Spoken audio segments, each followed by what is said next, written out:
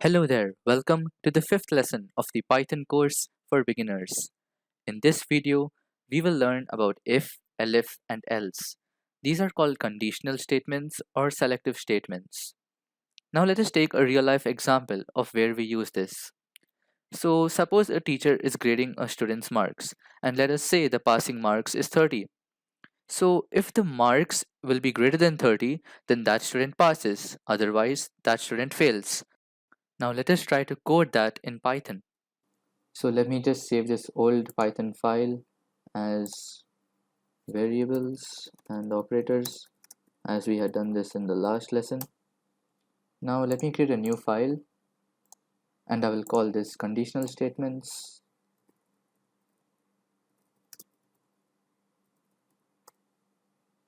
Now let us start programming. So first we'll take the marks as the input from the user.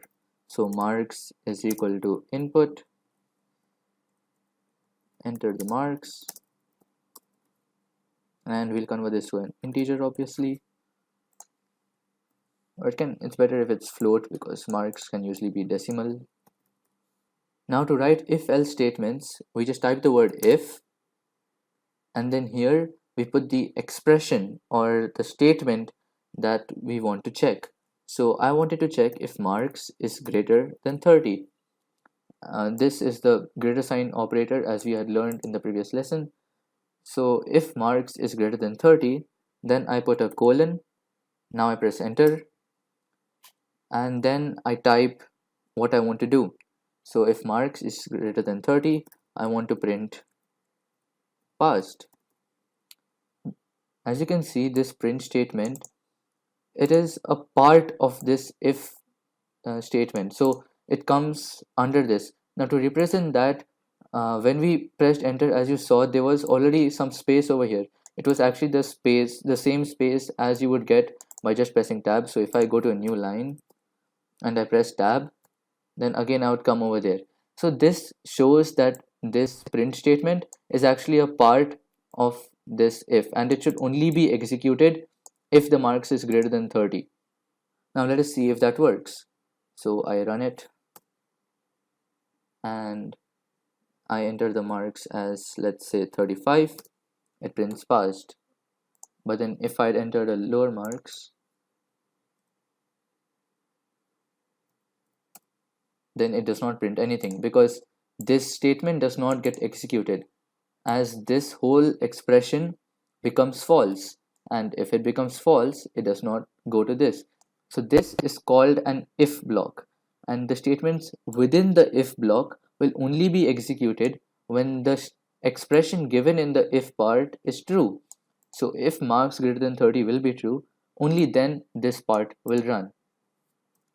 Whereas if I had not put any indentation and now I put print end and I give any marks like 20, so only end came because marks was not greater than 30, so it did not have to execute the statement and directly jump to the statement. Now let's type the else block. So for that I type the word else, then I don't need to give any condition over here because it is just the opposite of this condition. Like if marks is greater than 30, do this, and otherwise just go over here. So over here I'll again put a colon, and when I press enter I'll type print failed. Just remove this line, and if I give the marks as 20, it shows failed. Let's just run this again to see if the pass statement still works. If I enter the marks as 35, it shows passed. So that's how simple this concept is of if and else. Now this is called indentation. Python automatically does the indentation for us when we press enter. It helps the program to know what should come within the if part and what should come within the else part. Now let's learn about if, elif, and else statements. So these are basically used to check multiple conditions. So an example for it would be, if the marks are greater than 90, give an A grade. Else if the marks lie between 50 and 90, give a B grade, and else if the marks lie between 30 and 50, give the C grade, else the student fails. Now let us try to code that in Python. So we'll remove these statements. Now we'll put our first condition, which was if marks is greater than 90, we got A grade, so print A. Now the second part was else if. So instead of the word else if, we use the word elif, and this is a keyword in Python which stands for else if. So else if marks greater than 50 and marks lesser than 90, print grade B. Now I want you all to notice something over here. Here we are doing marks greater than 90 and here marks lesser than 90. So if a person gets 90 exactly, then they neither got A grade nor B grade. So that is wrong. So we'll have to put equality somewhere. So we can just put it over here. So now if the person gets 90, at least that person gets an A grade. Now the third condition was if marks greater than 30 and marks lesser than or equal to 50, because again we want to check if the marks is equal to 50, then print C, else print fail. Also the user might input something invalid, like suppose the user inputs marks as 101, which we also want to check for those cases. So we use this else statement only for those cases, and we try to put the remaining conditions in an elif block. So rather what I would do is I would create another elif statement, and here I'll put elif marks greater than or equal to 0 and marks lesser than or equal to 30, print failed, and the rest of the cases are invalid input because the user might enter negative. That's why we check this condition, and if the user enters greater than 100, we'll put that over here, and marks lesser than or equal to 100. So this is a proper program. Now if we run it, first let's try giving something invalid.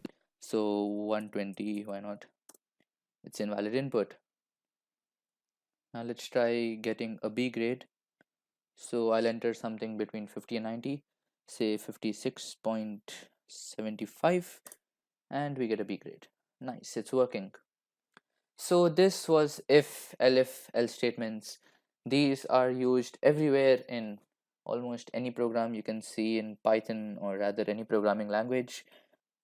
Now, one important thing I would like to point out here is that this elif statement will only get executed if this previous statement becomes false. And similarly, this will get executed only if these two conditions become false. Now, here we don't really understand the meaning of this because, well, our cases are totally distinct. Like here it's 90 and then here it's greater than or equal to 90. But let us try to combine them. So let us try to make them coincide. So if here also I put something like marks lesser than 80, no, wait, sorry, marks lesser than 100, then print B. Okay, so if the person gets above 50 and lesser than 100, give that person B, and the previous statement says if that person gets lesser than 100, give that person A. So both these statements cannot get executed at once. Only the first statement will be executed. Let us see that. So if I give like 95, then only A will be true, because it saw that it was greater than or equal to 90 and immediately made it true. Saw that it was lesser than or equal to 100, made it true, and that's why A got printed. After this, all this part is not even checked, it's just ignored. And that was just one important thing to note, as confusions can arise over there. Now there's another thing called nested if-else statements. It's basically like an if statement or an if-else block inside another if statement. So what it means is that suppose if I go into this first condition, this first block, and uh, I type another condition. So if marks is equal to 100, so if it's exactly equal to 100, which can only be true if it's lesser than or equal to 100, then print Perfect. So what this means is that this condition now is a part of this condition. So it's basically like a block arrangement. Like if this block becomes true, only then this part will be executed. So this needs to be true for this condition to be executed. So this condition is now dependent upon this. Now you can notice that the more nested we go, the more indentations we would have to put.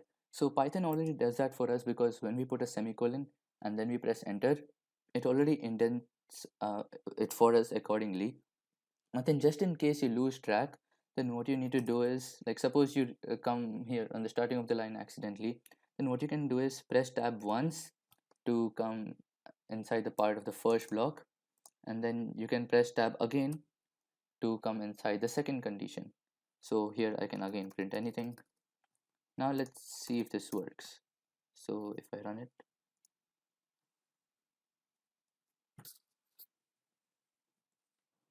so it prints A and perfect. This is because first this condition became true, so it printed A. Now it continued going inside this block, and it saw that there was another condition to check if marks is equal to 100, and yes, the marks was equal to 100, so it printed perfect as well.